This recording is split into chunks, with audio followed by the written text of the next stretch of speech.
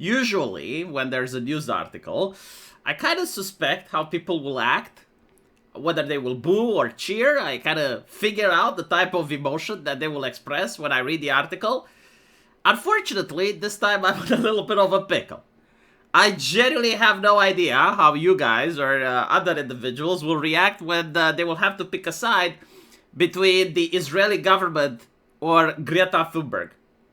Because on one hand, I do imagine that seeing Greta Thunberg in an Israeli prison cell with her angry face asking, "How dare you?" is going to make for very interesting headlines, and it's going to have like really funny moments.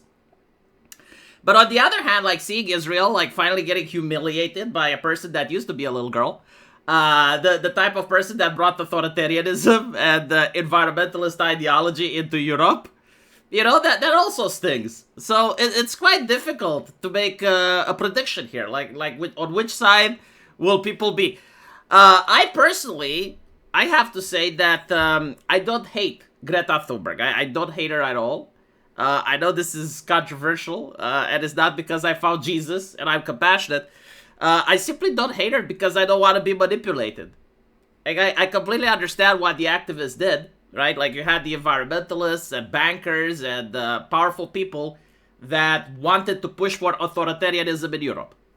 They wanted more government control, and for the government to exercise that control, they needed more funding. And so they increased the taxes from the people in order to increase surveillance and power for the governments. And of course, like some of the corporations love this because now the government's being in power, you know, they can push for stuff like CBDC and other things that benefits the banks. And so like they wanted this. And it's like, how do we package it to the public? How do we convince the average Joe to be okay with giving away his freedoms, with being okay getting more taxed? And the way that they did it is they chose a 17-year-old girl and they paraded her around, you know, they created this mythos around her. And so all of the outrage and all of the indignation that would have normally gone to the banks, to the politicians, were used like a lightning rod to go directly on Greta. And so like the politicians would push for environmentalism, they would have like their own leftist supporters that would back them. And anyone that complained, it's like, so you're a misogynist because you don't like Greta. And it's also like the thing that the West is suffering from right now, which I think is a huge problem, and it's a huge detriment for everyone involved. But it's the infantilization of teenagers. Like treating 16-year-olds and 18-year-olds as if they're infants, right? So I remember when Greta was asking politicians, "How dare you?" and she was having speeches in front of Obama and stuff, if you even suggested that she should have a debate, if you even suggested that she should be confronted, people would say, well, she's but a child. Like, why are you being like this, you know? Because on one hand, the mythos was, look how smart and educated the new generation is. Look how forward-thinking they are. Like, they're already trying to save the planet. They're aware of stuff that the adults are blind. And on the other hand, it's like, well, she's but a child. Like, of course, she's innocent, and she shouldn't be able to have any types of debates. Even though when I was a teenager, I remember that I was doing hyper-complex numbers in 10th grade. Yeah, I was doing hyper-complex numbers. I was also studying quantum physics, like not the advanced type, but like an introductory, so at least you know it exists. I was studying genetics. Like, this is what you would be taught in Romania, at the school. But anyway, right, it is what it is. The thing is, like, Greta Thunberg herself, I don't think, like, she's a person with thoughts and opinions of her own, right? Like, she's a grifter. She knows how to grift. She knows how to make money out of nothing. And so she's kind of like a paid actress, right? Like a mercenary, if you will. Like, if you have a leftist cause, you hire her, and then she's the face of your movement, right? And she reads a script, and she says the things, and she does what she needs to do. This is what Greta Thunberg is. Like, if Greta Thunberg wouldn't exist on planet Earth, right, the environmentalist movement would still have happened. They would have found another. Like, she is replaceable. She is like a mascot. She is the face. It doesn't really matter because the mind, the brain is behind her. And so, this is why I don't hate her. It's like, hating an actor. Like, that's cool and all. But at the end of the day, an actor is just playing a role. And if it's not them, there will be someone else. Now sure, you can hate, like, personally, like, how would you allow yourself to be used that way? And the answer is, well, she's probably getting, like, tens of millions of dollars for doing it. her recent publicity stunt was going into Gaza in order to bring symbolic aid. And the way she did it was very interesting, right? Like, she didn't do it like the plebs, because there was like this whole big movement where a lot of leftists like went to Gaza and they went through Egypt, and the Egyptians prevent them from doing that. And you had like this leftist soy individual. And it's like, how can you do this? They are your Muslims brothers, let us through. And you had a woman beating him with a shoe. Like, I've never seen that. Did you guys saw that on Twitter? I have never seen women being violent in public like that, you know, towards strangers. Like, literally, there was a riot. Like, the leftists were making a human chain over there doing their protest, and, like, the Egyptians, like, they did a riot. There was this woman, like, assaulting the guy with a shoe. Apparently, it's very insulting in Islamic countries.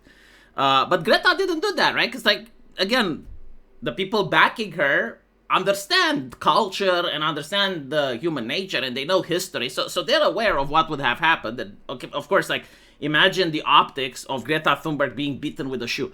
No, they took a ship, right? And they tried going towards Pakistan by the way of the sea.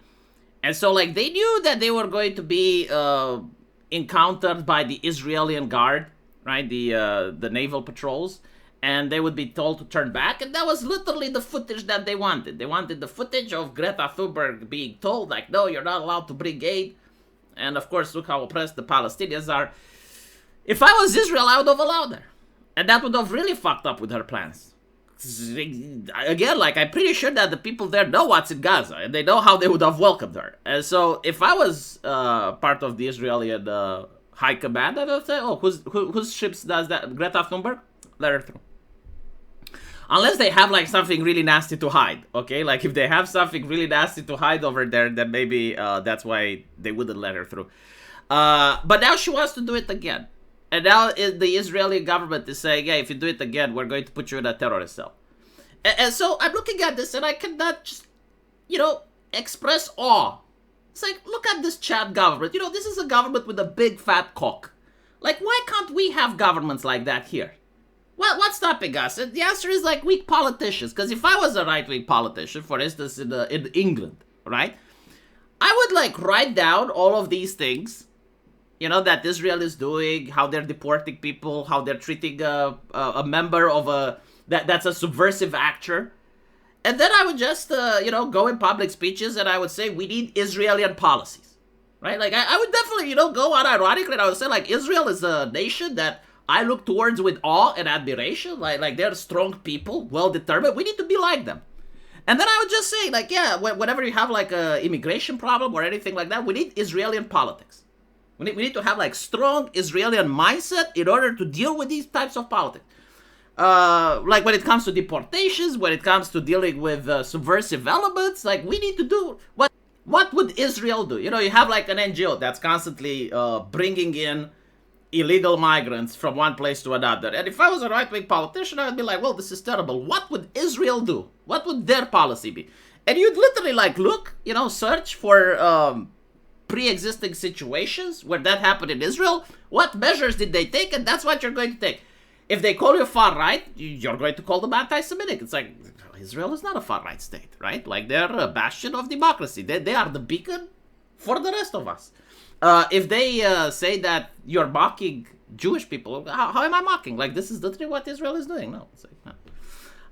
Like, as a rhetoric, right, as a talking point, I think it would be very interesting. And I think that it should actually be more mainstream in politics. Like, have right-wingers, like, unironically decide policy with evidence supported by facts. It's like, well, this is what Israel done, right? So you haven't condemned them. Like, why? How do you think people would react? That would be interesting. Look, I'm just a troll at the end of the day, right? Let me know what you guys think. And as usual, I'll see you in my next video. Take care.